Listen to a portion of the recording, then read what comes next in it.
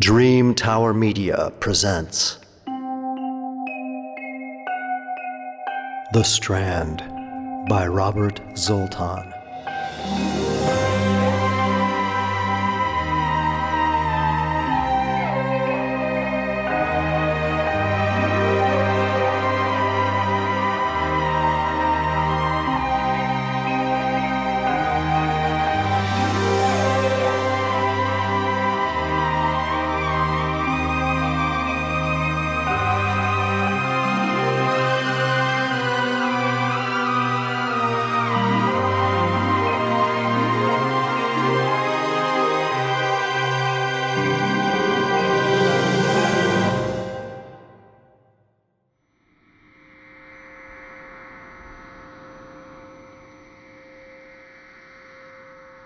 Are you there, darling? Are you still there? The voice came from a man who sat alone in a windowless bedroom. A dim desk lamp revealed computer bits, wires, components, and tools strewn about a large desk and all over the carpeted floor. There was not much else in the room but a bed, small chest of drawers and a bookcase, a small kitchenette, and a bathroom connected directly to the room. The man sat in an old-style leather office chair, holding a black headset tightly to his ears. Several strands of wire ran from the headset to an odd machine that had been roughly assembled from computer parts, stereo components, and an oscilloscope that gave off a blue wave pattern. At first, all he could hear through the headphones was a distant crackle, followed by rising and falling fields of velvet static. He closed his eyes. The sound reminded him of being near the ocean at night. He opened his eyes again. A flickering blue light on one of the panels grew steady. A voice emerged, almost inaudible at first, rising and falling in a strange Doppler effect. It finally grew enough in volume and clarity to sound like a woman's voice coming from a record played on an old phonograph. The small voice said, I'm here.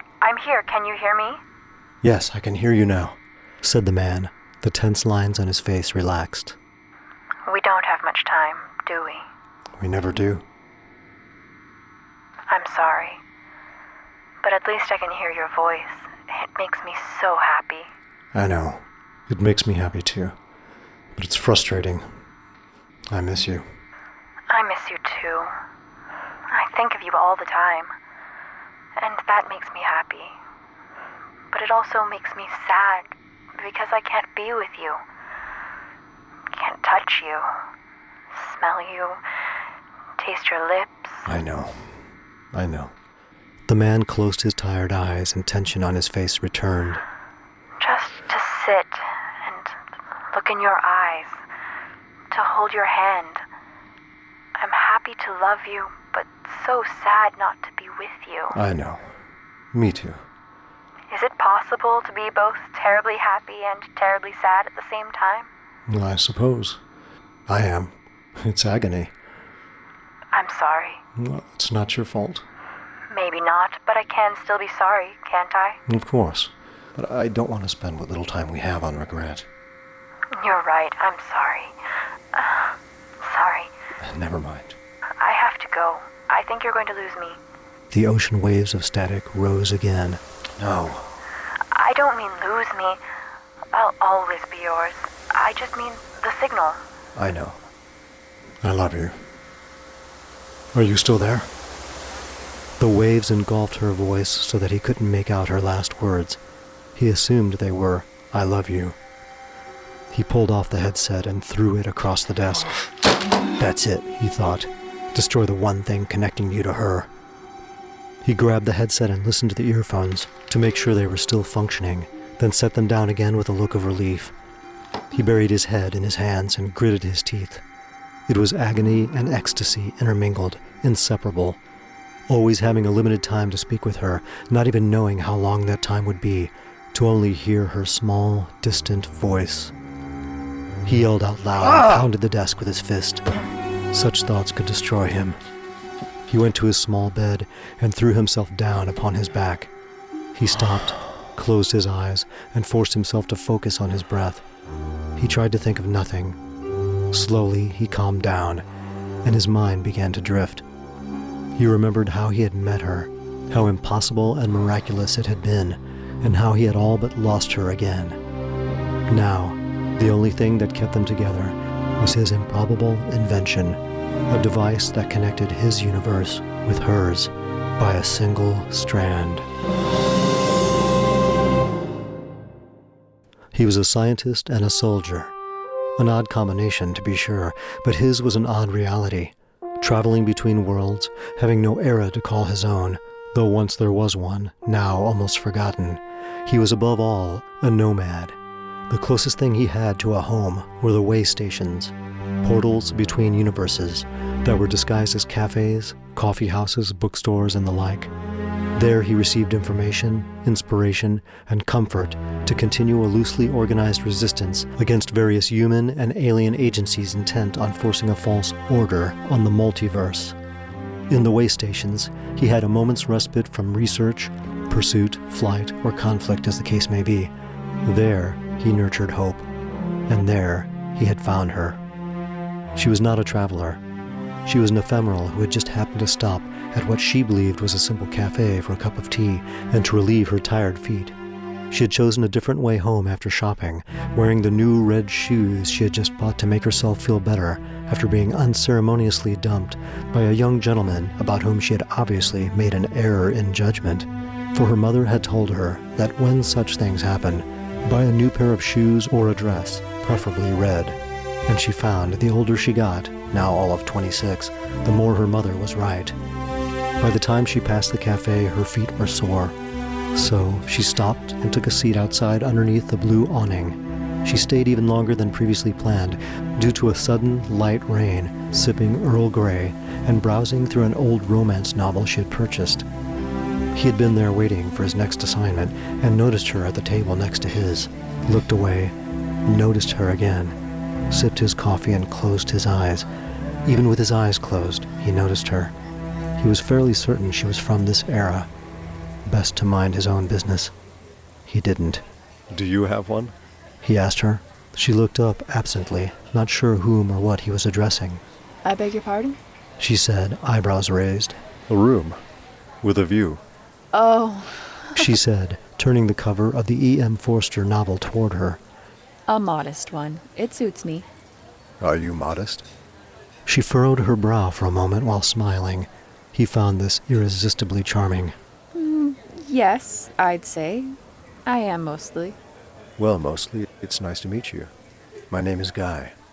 What? Oh, mostly isn't my name, silly. Well, it suits you. Well, what is your name? Hope.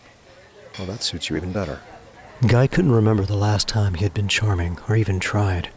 Their conversation had flowed so easily that the next thing he knew, he was sitting at her table. Then 2 hours had passed. Then he was asking, and she agreeing, to meet again the next day for lunch at the same cafe. By the time he had walked back to his rented flat around the corner, the rain had stopped. He was not an overly emotional person, yet he felt unaccountably happy and hopeful, more than he had in a long while, and he wondered if it was because of the clearing weather. He walked up the steps to his door, stopped at the top of the stoop, and looked up as if for an answer. The stars stared back at him silently from the now clear sky. All that night in his room he felt out of sorts, as if he were full to overflowing with a sense of well-being and excitement. The future seemed more than ever a world of infinite possibilities. But he also felt something was missing. He tried to sleep, but only lay there in the dark, staring at the slats of light on the wall coming through the blinds from the street lamp. He tried to think of where he would be sent next, what time, what place, what task he would need to accomplish, and if he would be working alone as usual, or if he would have the company of an associate for a short time. But his mind was full of hope.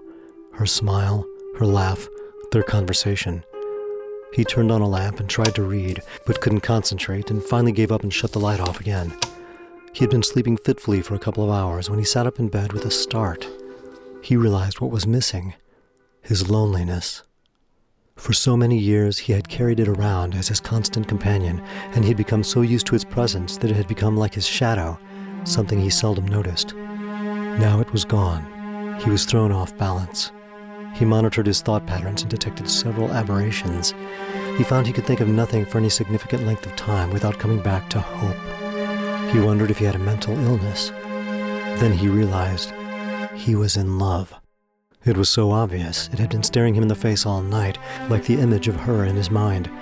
But this was not something he had ever truly experienced. He had known women, not many, enough. But this was different. He knew it was inadvisable, if not officially against the rules, to become involved with her.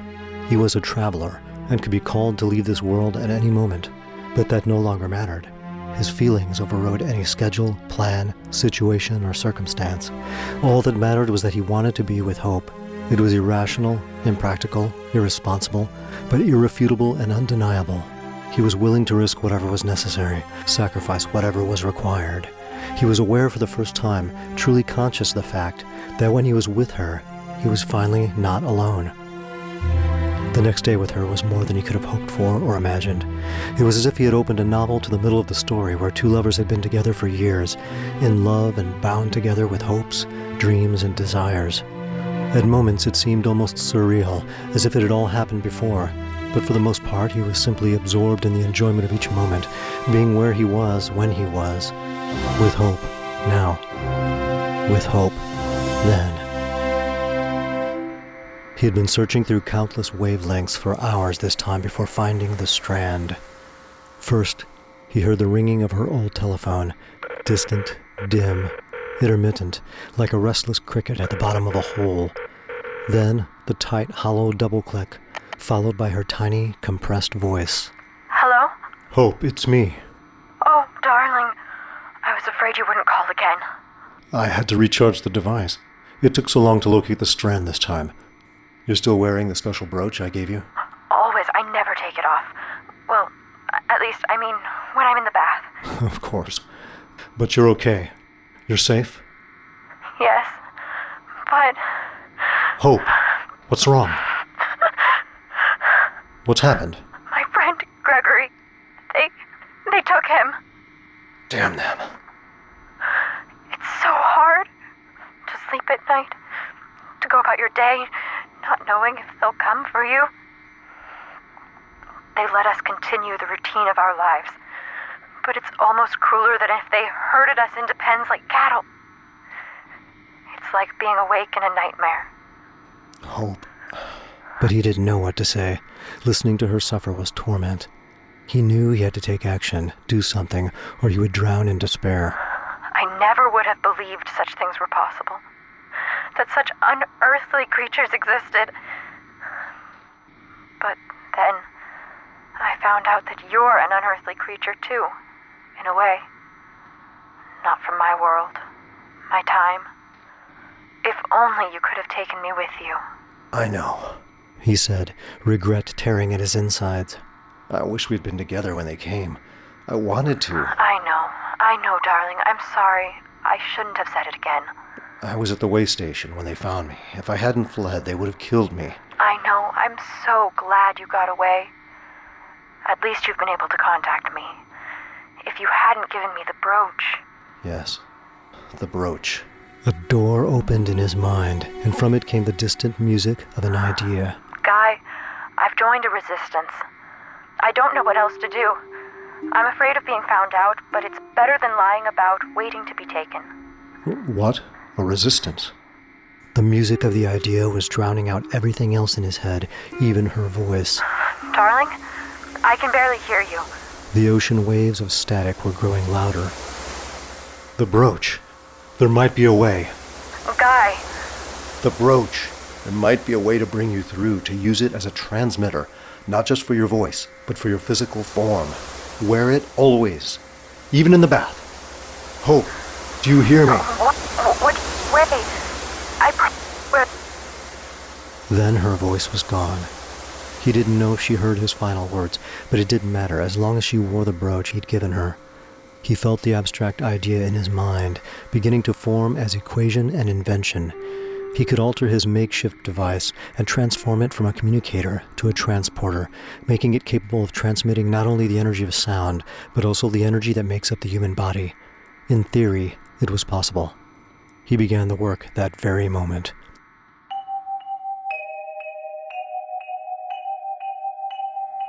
After 2 days and nights without sleeping and little to eat, he finished. What he had accomplished was the equivalent of making a rocket ship out of scraps from an automotive junkyard. It was potentially astounding. Potentially, because he didn't know if it worked. Dimensional travel by such an old-fashioned device alone was unlikely at best, but there was also the brooch. With that, there was a chance. It had not been a mere sentimental gesture when he gave it to her that day before the invasion. Knowing he would soon leave on his next mission, he had held on to the slim hope of one day returning to her again. To her, the plain jeweled brooch was a symbol of devotion, but to him, it was a locating beacon that had unexpectedly become the only hope of saving her. He stared at the simple switch that would activate his reconfigured device and imagined her appearing before him. He was tempted to throw it now, but he knew that he first needed to make audio contact with her again. That harmonic was the only natural phenomenon connecting them, and could make the difference between triumph and failure. And not knowing the stability of the device, he knew he might only have one chance. He activated the machine's function to locate the Strand, and hear her sweet voice on the telephone again, hopefully for the final time before she could whisper into his ear in this very room. The small blue light flashed unsteadily for almost 2 hours as he sought the Strand. Suddenly, it became steady. He could feel his heart beat in his chest, though all he could hear was the static waves. Then he heard a tiny ring, a double click, and... Hello? Hope, it's me. Are you... Guy! Oh my god! Hope, what's wrong? I'm afraid they've found me out. I think I'm being followed by people who aren't people, or people in league with them. And my telephone. Guy, I'm afraid they're listening. They may even know about you. Hope, listen to me. I've modified the apparatus. I'm going to try to bring you through. Not just your voice, all of you. Do you understand? Are you wearing the brooch? There was a strange clicking sound on the line. Hello? Guy, are you there? Hope, did you hear what I said? I'm going to try to bring you through now. Hope? Hope? Hope? Can you hear me? Yes, we can hear you. Guy froze. Then he cursed and threw the switch to bring her through. He felt the movement of air behind him. He turned around. A shape was weaving from the molecules of the room. It was a woman, but blurred and inconstant, like a television image with bad reception. She seemed to see him, for she reached out her transparent hand toward him. Then she flickered and started to fade. Guy boosted the power of his receiver beyond the safe level. The device hummed like a hive of angry bees. The woman's image steadied and began to solidify. There was a loud pop. Guy threw up his arm to ward off the sparks, and a cloud of smoke burst from the device. His machine was on fire. No! He turned back toward the image of the woman, but could not see through the gray cloud. He fanned at the smoke and moved toward where the image had been. Guy almost ran into her. The solid shape of Hope stood before him. Guy! She took one wavering step forward and collapsed. Guy caught her in his arms. He carried her out the front door and placed her gently on the landing. She sat up against the balcony rail. Are you okay? I will be. I feel like an overcooked noodle. That will pass. Rest here. He went back into the room. The machine was burning. The bedspread had caught fire from the sparks. He grabbed a small fire extinguisher and was about to spray the fire when he noticed a movement through the churning smoke off to his right. He turned. Two forms were coalescing there, flickering and blurred like Hope had been. They were vaguely humanoid, but squat and wide, with horrible limbs and 3 burning points for eyes. He pulled the plug from his machine. The figures continued to form and solidify. The bed was engulfed in flames. The room was growing hot and almost full of smoke. He flipped the desk over, and the burning machine crashed onto the floor with another burst of sparks. The carpet ignited. Flames licked near his feet as he grabbed a screwdriver and ran out the door. He slammed it shut, wedged the screwdriver under the door seam, and locked it with his key. Hope was still holding her head in her hands. Hope, can you walk? She looked up at him. Her pupils were dilated. I'm sorry, darling. I don't think so. I still feel faint. Hold on to me. She wrapped her arms about his neck as he picked her up and carried her down the small flight of steps and across the yard. Where are we going? To a cafe. Rather like the one where we met. I have a friend there, a fellow agent. She's very special and very experienced. She'll know what to do. Know what to do about what? Asked Hope, nestling her head against his neck. Guy paused and glanced back at his apartment. Nothing emerged but wisps of smoke from the all-consuming fire inside. Nothing, my dear. Hopefully, nothing. Then he carried her in his arms as if he were holding the greatest treasure in the world and strode out into the trembling, star-filled night.